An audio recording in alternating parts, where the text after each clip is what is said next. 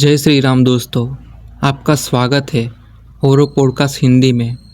आप सुन रहे हैं मेरे साथ यानी आर्यन के साथ। ये घटना मेरे दोस्त के साथ घटी थी जो एक पुलिस ऑफिसर है। मैं उनकी जुबानी आपको सुनाऊंगा। और हाँ, मैं यहाँ पर अपने दोस्त का और उसकी बीवी का नाम आपको नहीं बता सकता। तो चलिए शुरू करते हैं। नमस्कार दोस्तों, मेरा नाम पवन है। मैं अपने यहाँ का पुलिस ऑफिसर हूँ। सरकारी नौकरी होने के कारण अपने बारे में मैं ज़्यादा कुछ बता नहीं पाऊँगा, लेकिन मैंने जो आज देखा एक अजीब केस, वो आपको बताना चाहूँगा। केस जितना अजीब था उतने भयानक और डरावना भी था।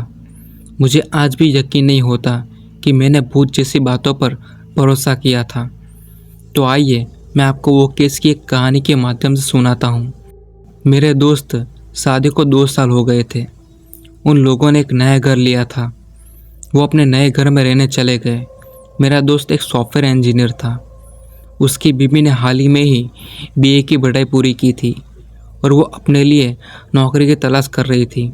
उनका नया घर एक हाउसिंग सोसाइटी में था और ये 6 मंजिला इमारत थी।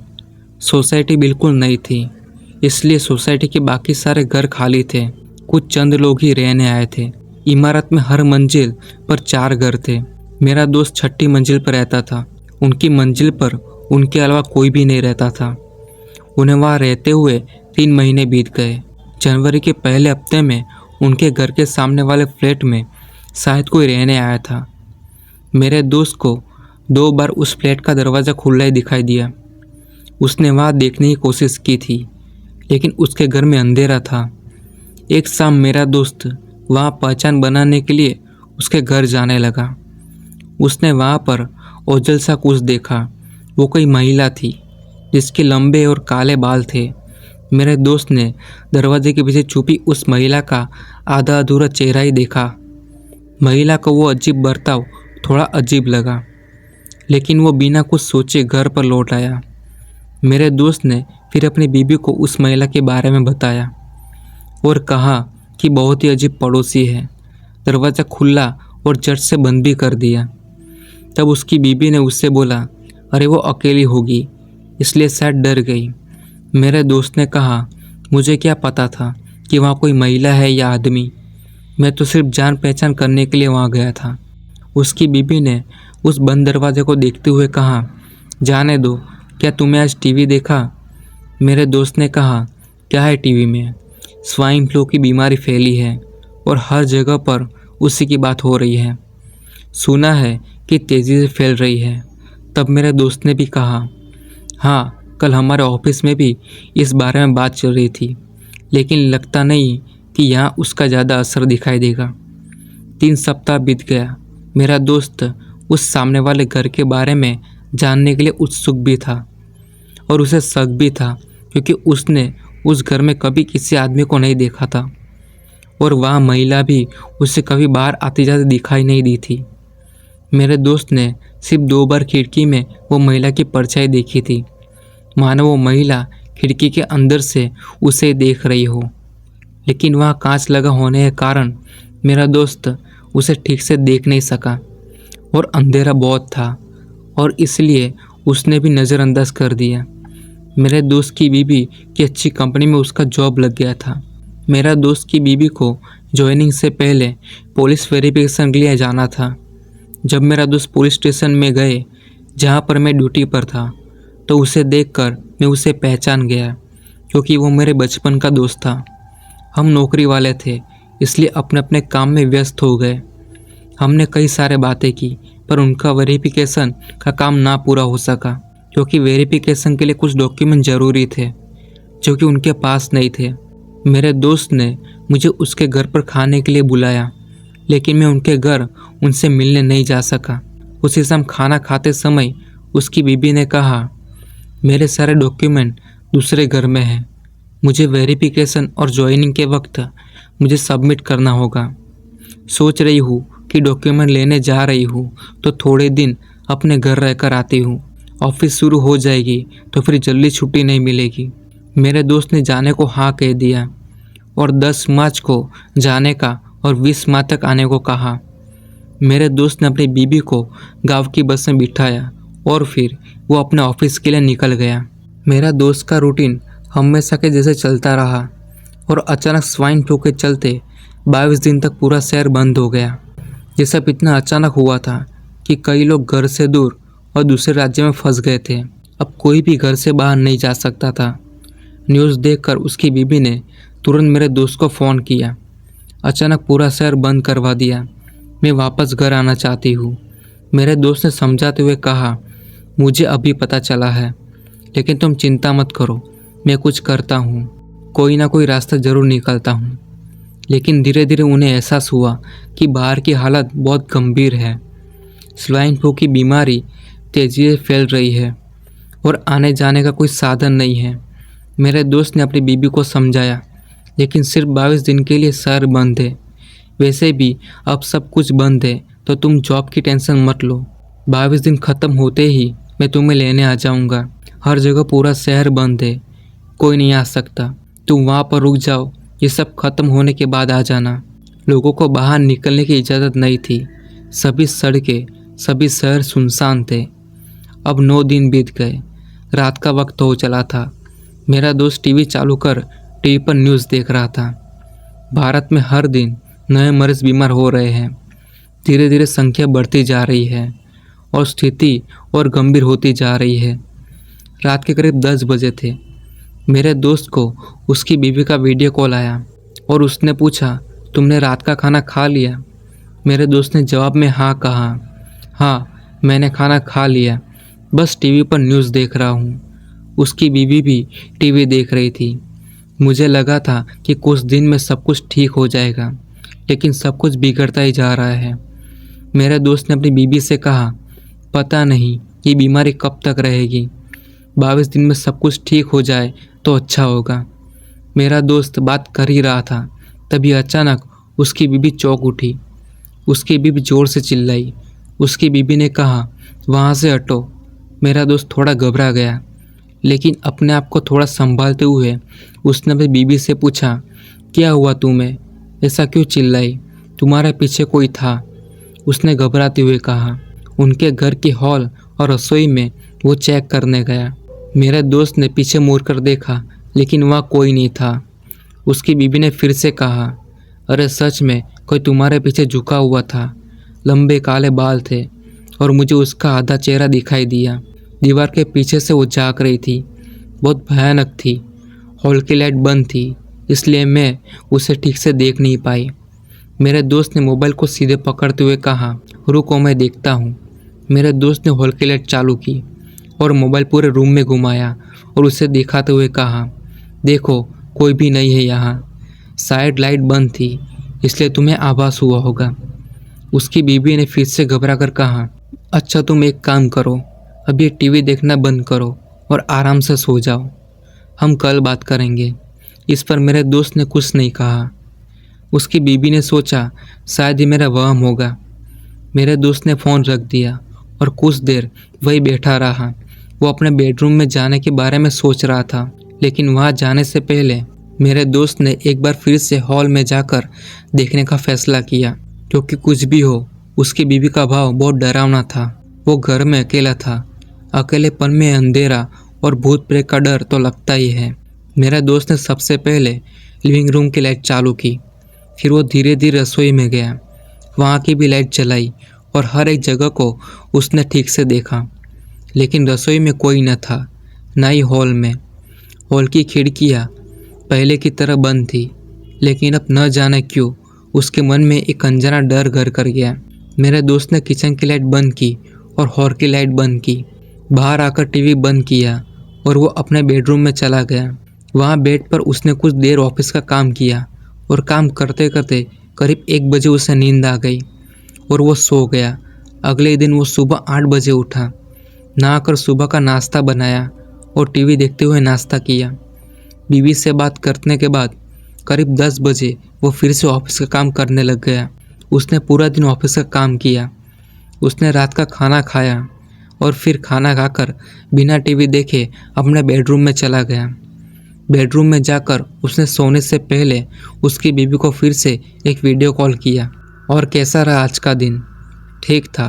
तुम्हारा दिन कैसा था? आज दिन भर बहुत काम था। बहुत थक गया हूँ। बस आराम से सोना चाहता हूँ, उबासी लेते हुए उसने जवाब दिया। उसकी बीवी कुछ कहने वाली थी कि अचानक से रुक गई। उसने अपने पति के पीछे फिर कुछ दिखाई दिया। बेडरूम के पर्दे के पीछे कोई परछाई उसे दिखाई दी। वही लंबे घुंघराले बाल, वो डरावना चेहरा और वो हल्का सा झुककर देखना। पर्दे के पीछे से उसके पति को देख रही थी। उस काली परछाई को देख उसकी बीवी फिर से जोर से चिल्लाई, पर्दे के पीछे कोई है। मेरा दोस्त फिर से चौंक गया। उसने मुड़कर पीछे देखा, लेकिन उसे वहाँ कुछ भी दिखाई नहीं दिया। उसने दौड़कर सारे पर्दे खोले, पर वहाँ कोई न था। उसने अपनी बीवी से कहा, लगता है कि तुम्हारे फ़ोन को कुछ हो गया है। स्क्रीन में कोई ग्लिच हुआ होगा या फिर नेटवर्क प्रॉब्लम हुआ होगा। मेरे दोस्त ने अपना फ़ोन उठाते हुए आसपास के कमरा दिखाकर कहा। उसकी बीवी अभी भी घबराई हुई थी। उसकी बीवी ने कहा, अगर ऐसा है तो ठीक है, लेकिन तुम अपना ध्यान रखना, क्योंकि ये दूसरी बार मुझे कुछ दिखाई दिया है। मेरे दोस्त ने फिर से पर्दे लगाते हुए कहा, तुम क्यों इतनी चिंता करती हो? यहाँ सब कुछ ठीक है। यहाँ कोई होता तो अब तक मुझे नुकसान करता। तुम्हारा अब की बार भी वहम होगा। कुछ देर और बातें कर उसने अपना फ़ोन रख दिया। उस वक्त रात के 12 बज रहे थे। मेरे दोस्त ने बेडरूम की लाइट बंद कर दी और वो सो गया। धीरे धीरे वक्त बीत रहा था। अंधेरे के साथ रात की काली परछाई भी उभर रही थी। हर तरफ सन्नाटा था। उस वक्त मेरा दोस्त बहुत गहरे नींद में था। रात के करीब 2 बजे थे और अचानक उसके कमरे में से कुछ महसूस हुआ। कोई हल्की सी आवाज़ थी, कुछ सामान की आवाज़ थी। करवट बदलते समय जीनी आंखों से उसने देखा। धुंधला सा कुछ बिस्तर के पास दिखाई दिया। उसने साइड में पड़ा मोबाइल उठा लिया।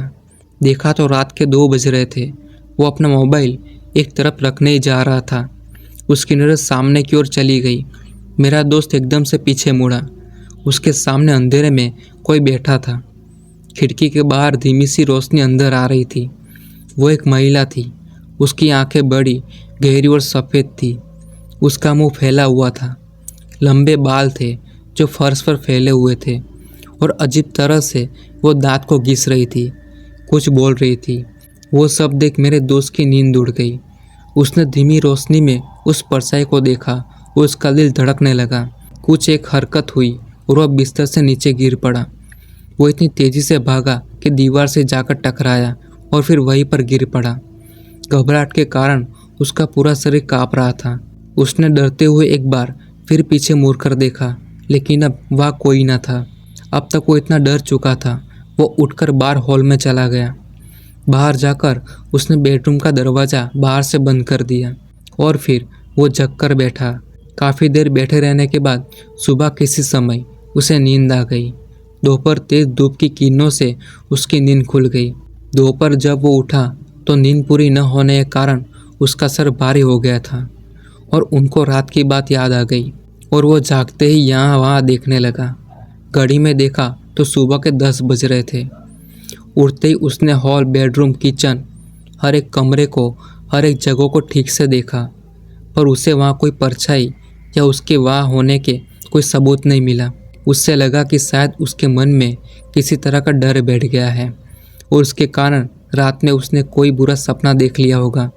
पर उसका दिमाग अभी भी ये समझ नहीं पा रहा था कि रात को उसके साथ जो कुछ हुआ था वो सच था या एक बुरा सपना।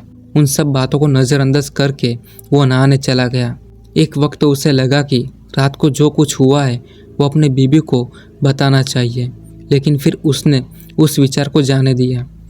शायद उसकी बीवी वो सुनकर ज़्यादा डर जाती। सामान लाने के बाद उसने अपने लिए नाश्ता बनाया और वापस अपने ऑफिस से काम में लग गया। उसका काम में आज जरा भी मन नहीं लग रहा था। उसकी बीवी के साथ शाम को बात हुई, पर उसने उसे कुछ ना बताया। दिन बीते और रात होनी शुरू हो गई। रात का खाना ख़त्म करके वो जल्दी सोने चला गया। आधी रात को ठीक 12 बजे के करीब एक अजीब आवाज़ से उसकी नींद खुल गई। वो घबरा कर उठ गया।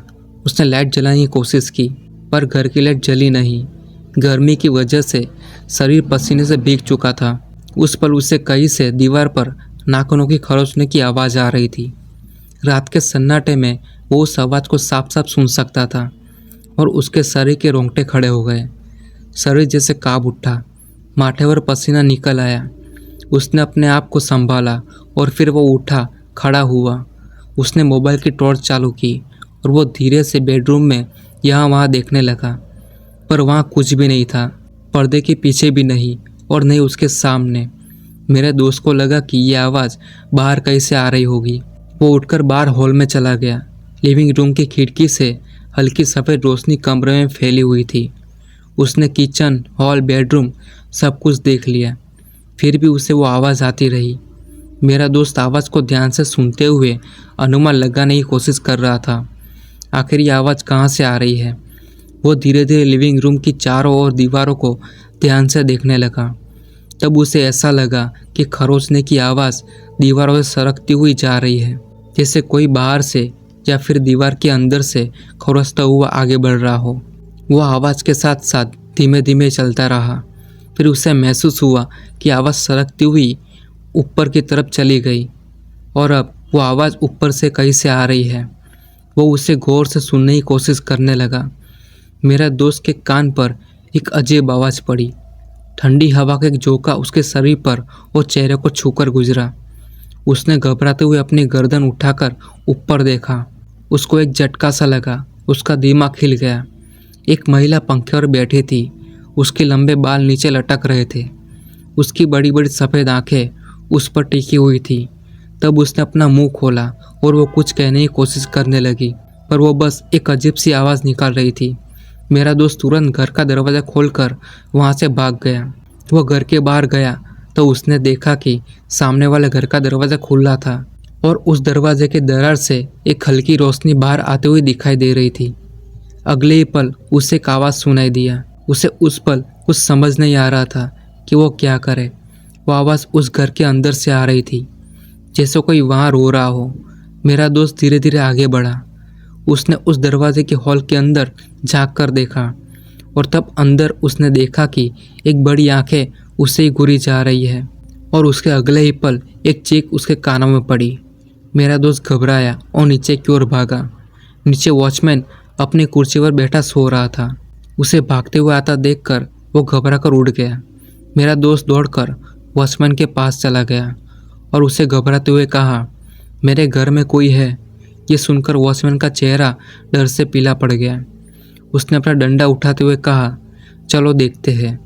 मेरे दोस्त ने कहा, नहीं नहीं, वो बहुत अजीब है। तुम मुझे बस इतना बताओ कि मेरे सामने वाले घर में कौन रहता है।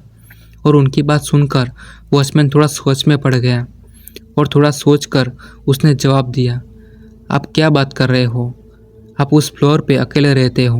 वो वॉचमैन की बातें सुनकर गुस्सा में हो गया और गुस्से से बोला, तुम पागल तो नहीं हो ना? मैंने खुद उसे देखा है। मेरे घर के सामने ही एक औरत रहती है, अकेली। क्या तुम्हें कुछ भी नहीं पता? वॉचमैन ने शांति से जवाब दिया, साहब मैं सच बोल रहा हूँ, वहाँ कोई नहीं रहता। आपके सामने का फ्लैट 601 है और वो फ्लैट बंद है। और उसने गुस्से में पूछा, मुझे कुछ समझ नहीं आया, या तो मैं पागल हो गया हूँ या तुम मुझे पागल बना रहे हो। देखो सच बताओ, क्या मेरे सामने वाला घर अभी तक बिका नहीं है? नहीं साहब, जहाँ तक मुझे पता है कि आपके सामने वाला दोनों फ्लैट खाली है। शायद बिल्डर खुद उस फ्लैट को बेचना नहीं चाहता। जब फ्लैट की चाबी भी हमारे पास नहीं रहती। देखो मैं भी तुम्हें सच बोल रहा हूँ, मैंने खुद अपनी आंखों के सामने वाले घर में एक महिला को देखा है और उस घर से अजीब सी आवाज़ आती है। वॉचमैन ने अपने पास का एक रजिस्टर उठाया और उसे दिखाया। मेरे दोस्त ने रजिस्टर भी चेक किया और फिर वो शांत हो गया। रजिस्टर में कोई नाम दर्ज नहीं था। उसने वो पूरी रात बाहर बिताने का फैसला किया। मेरा दोस्त सुबह तक वॉचमैन के केबिन में ही बैठा रहा। सुबह होने पर वो वापस अपने घर चला गया, पर उसने सामने का घर देखा तो सामने का घर बंद था।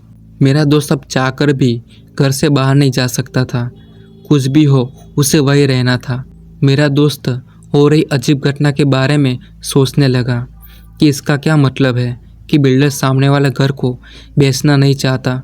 इसके पीछे जरूर कोई कारण होगा। कल जब मैंने उस महिला को देखा था, एक पल के लिए मुझे लगा कि उसे कुछ कहना है, जैसे वो मुझे कुछ कहना चाहती है।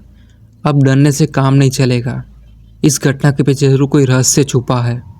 मुझे हिम्मत से काम लेना होगा। मेरे दोस्त ने इस पूरे मामले को सामना करने का नक्की किया और उस रात खाना खाने के बाद वो अपनी बीवी से बात कर अपने बेडरूम में सोने चला गया। आधी रात गुजर चुकी थी। मेरा दोस्त आंखें बंद कर लेटा पड़ा था। खिड़की से अंदर आती रोशनी कमरे की फर्श पर फैली हुई थी और फिर उसे सिसकियों की आवाज़ें सुनाई दी, कोई हलचल जैसी आवाज़। मेरा दोस्त जो लेटा पड़ा था वो एकदम से चौंक गया। उसने धीरे से अपना सर उठाकर सामने देखा। एक महिला उसके बिस्तर के पास खड़ी थी। महिला को देखकर उसे झटका लगा। वो चौंक गया और उठकर भाग गया। उसने फिर अपने आप को संभाला और डर के मारे उसने एक सवाल पूछा, तुम कौन हो? तुम क्या चाहती हो?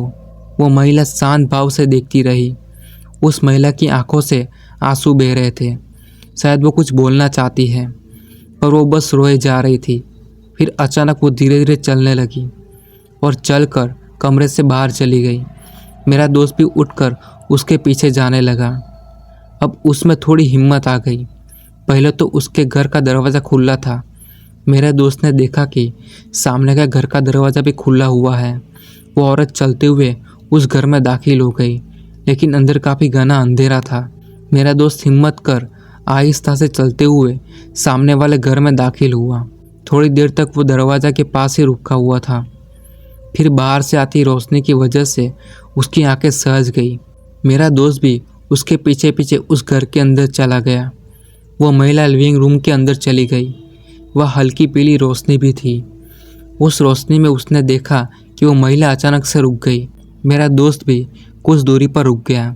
वो महिला रोते हुए पीछे मुड़ी और फिर वो ज़ोर ज़ोर से रोने लगी। उस महिला के चेहरे पर दीवारों जैसे दरारें थी। काला सड़ा हुआ चेहरा, वो भयानक आंखें, उसका जबड़ा पूरा खुला था। आंखें चमक रही थी। ये देखकर वो डर गया क्योंकि आगे क्या होगा उसे कुछ पता ही नहीं था। वो महिला ज़ोर से चीखी और मेरे दोस्त की तरफ दौड़ने लगी।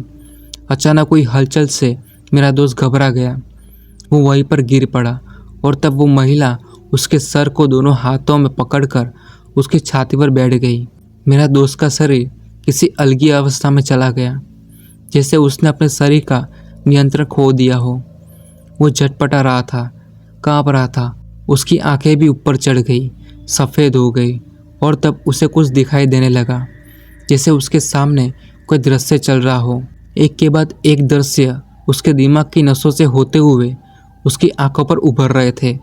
कानों पर अजीब सी आवाज़ आ रही थी, जैसे कहीं से बहुत ज़्यादा शोर कानों पर पड़ रहा हो। कोई चीख रहा हो और कोई उस चीख को दबा रहा हो। उसे धुंधला सा दिखाई दे रहा था। आंखों के सामने काली परछाई आ रही थी। कोई दो लोग एक महिला के साथ जबरदस्ती कर रहे थे। महिला ने पुरानी साड़ी पहनी हुई थी। वो रो रही थी, चिल्ला रही थी, लेकिन उन्होंने उसका मुंह दबा रखा था और उसकी चीख दबी की दबी रह गई। उन लड़कों ने उसके साथ गलत काम किया था। उसे बहुत मारा, महिला के साथ बलात्कार किया और वही पास ही पड़ी एक ईंट से उसे जख्मी कर दिया। फिर जब उस लड़की ने उठने की कोशिश की तब गला घोंटकर उसकी हत्या कर दी। वो उन सभी दृश्यों को एक एक करके अपनी आंखों के सामने देख रहा था। ऐसा लग रहा था कि घर का काम अभी भी चल रहा हो। ईंट, पत्थर, सीमेंट आसपास पड़ी हुई है। दीवारें आधी अधूरी थी, नीचे रेत बिछी हुई थी और फिर धीरे धीरे कर वो सभी दृश्य लुप्त हो गए। कानों में शोर शांत हो गया। मेरा दोस्त होश में आ गया, लेकिन उसकी हालत किसी बेजान इंसान की तरह थी, जिसे उठने की ताकत खत्म हो चुकी हो। किसी दूसरी ताकतवर शक्ति ने उसके शरीर की शक्ति को काबू कर लिया हो। कुछ सांसें भरने के बाद वो नॉर्मल हो गया। उसने आराम से अपने आसपास देखा और उस पल वो महिला मेरे दोस्त की ओर देखती हुई आगे बढ़ी और धीरे धीरे चलते हुए वो बेडरूम के एक दीवार में घुस गई। वहाँ का सब दृश्य गायब हो गया। मेरा दोस्त सब कुछ देखकर हैरान था और वो अब सोचने लगा। मेरे दोस्त को पता चल गया था कि उस घर में कोई बड़ा अपराध हुआ है। मेरा दोस्त घर से बाहर आया। बाहर ठंडी हवा से उसका शरीर एक बार फिर काँप उठा। उसने एक नज़र पीछे मुड़कर देखा तो दरवाज़ा पहले की तरह बंद था। मेरे दोस्त को अब समझ में आ गया था कि उस घर में क्या हुआ था। शायद उस औरत की आत्मा अभी उस घर में फंसी हुई है और घूम रही है। वो इस दुनिया से न्याय चाहती है। मेरा दोस्त घर में वापस आ गया और सोचने लगा कि आगे क्या कर सकता हूँ। सारी रात सोचने के बाद भी उसे कुछ समझ नहीं आ रहा था इसमें वो क्या करे और कैसे मदद कर सकता है, क्योंकि बाहर सब तरफ फ्लू की वजह से सब बंद था।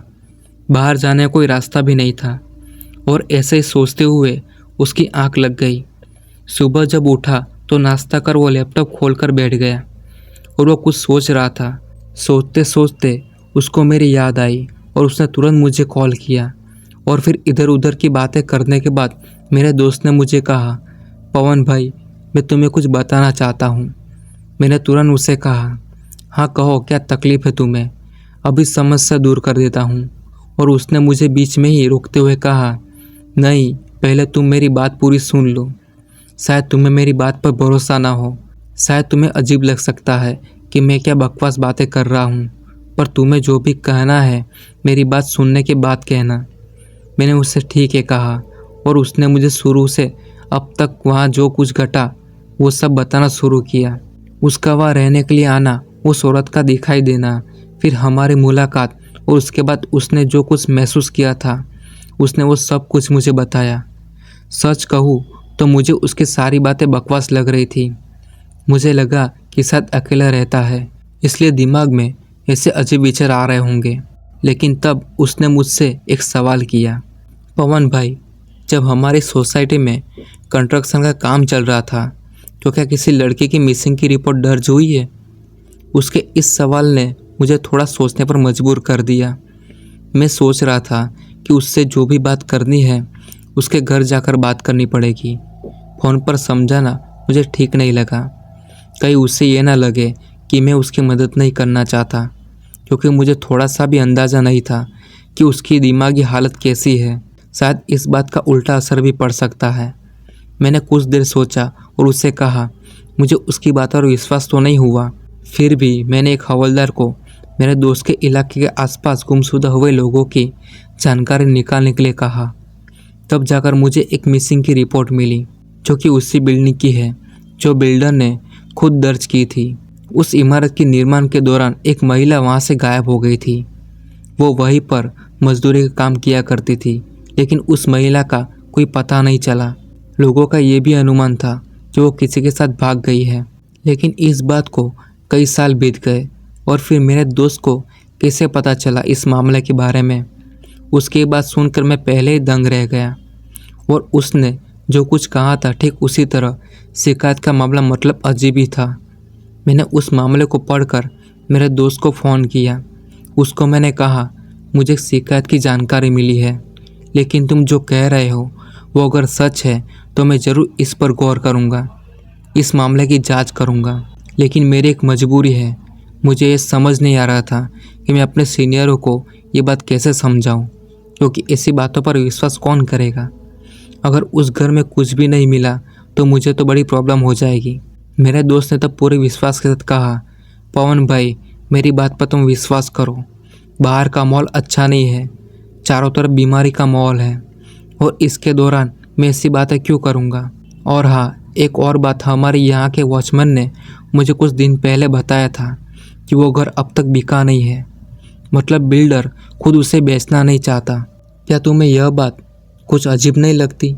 और फिर मैंने उसकी बात सुनकर मैंने उस पर भरोसा कर लिया। मैं देखता हूँ कि मैं इसके बारे में क्या कर सकता हूँ। और मैंने मेरे दोस्त को धन्यवाद किया और फिर फ़ोन रख दिया। मुझे बस थोड़ी सी जानकारी मिली, लेकिन मेरा शक और बढ़ गया। कुछ दिनों बाद मैं वारंट लेकर उस सोसाइटी में जा पहुँचा। मैंने बिल्डर को भी नोटिस दिया और उस घर को खुलवाया।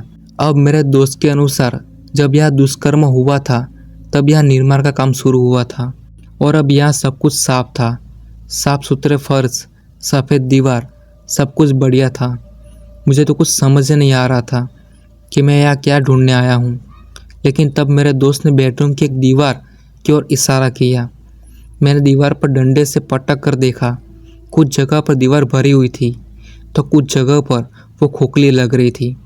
मैंने दीवार तोड़ने का आदेश दिया और तब जाकर बिल्डर के पसीने छूट गए। उसको चेहरे का रंग उड़ गया और वो देखकर मुझे और विश्वास हुआ, अब मैं सही जा रहा हूँ। कुछ देर बाद वो दीवार तोड़ी गई।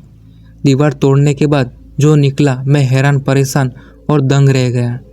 दीवार के अंदर एक कपड़े में लिपटी एक कंकाल मिला।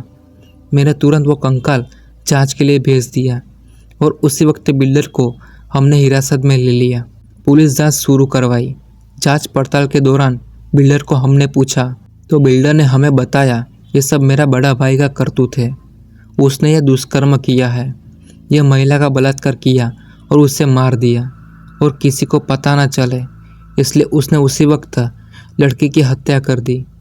पुलिस से बचने के लिए उसी वक्त मेरे भाई ने दीवार के अंदर उसे चुनवा दिया और जब बिल्डर को यह बात पता चली तो बिल्डर ने झूठी रिपोर्ट दर्ज करवाई ताकि वो बच निकले, उसका नाम ना आए। और अब मैं शांति से एक कमरे में बैठकर सोचता हूँ उस लड़की की आत्मा को शांति मिली होगी। उस दिन के बाद मैंने अपने दोस्त को पूछा अब कोई आवाज़ या कोई हरकत। उसने कहा नहीं पवन भाई, अब कोई हलचल नहीं, सब बढ़िया है। आपका धन्यवाद मेरी मदद करने के लिए। दोस्तों, हमारे यहाँ अजीबोगरीब अपराध होते रहते हैं। उस अपराध का आवाज़ बने, किसी बेचारी महिला की जान बच सकती है। उससे भागे नहीं, उसका सामना कीजिए। न जाने किस रूप में आपसे कोई मदद के लिए पुकार रहा हो। तो दोस्तों, ये थी एक डरावनी कहानी। तो चलिए मिलते हैं अगले नई कहानी के साथ। अगली कहानी देखना ना भूलें, मोस्ट जंगल हॉरर स्टोरी। ये कहानी बहुत भयानक है। अगली कहानी देखना ना भूलें। देखते रहिए और डरते रहिए। और वो पॉडकास्ट हिंदी को सुनने के लिए आप सभी का धन्यवाद।